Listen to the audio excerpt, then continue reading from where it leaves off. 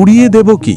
এক মুসলিম নারীর অগোচরে তার দিকে ক্যামেরা তাক করে সামাজিক মাধ্যমে এই চরম উস্কানিমূলক প্রশ্নটি করেছেন ভারতের এক উগ্রবাদী নারী।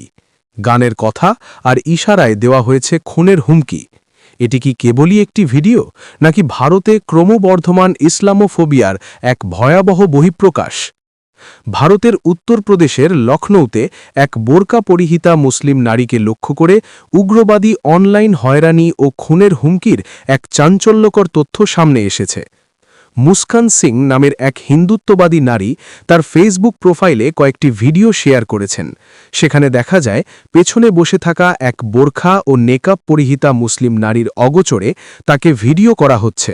ভিডিওর উপর টেক্সট লেখা রয়েছে, উড়িয়ে দেব কি? সাথে যুক্ত করা হয়েছে হাস্যোজ্জ্বল ইমোজি এবং ধর্মীয় স্লোগান। ভিডিওটিতে ব্যাকগ্রাউন্ড মিউজিক হিসেবে এমন একটি গান ব্যবহার করা হয়েছে যা উগ্র হিন্দুত্ববাদী গোষ্ঠীগুলো প্রায়ই মুসলিম বিদ্বেষী প্রচারণায় ব্যবহার করে। গানের কথাগুলো ছিল অত্যন্ত সহিংস, যার অর্থ, আমি পৃথিবীর রাজা, নিরাপত্তার ভেতরে থেকেও তুমি বাঁচতে পারবে না।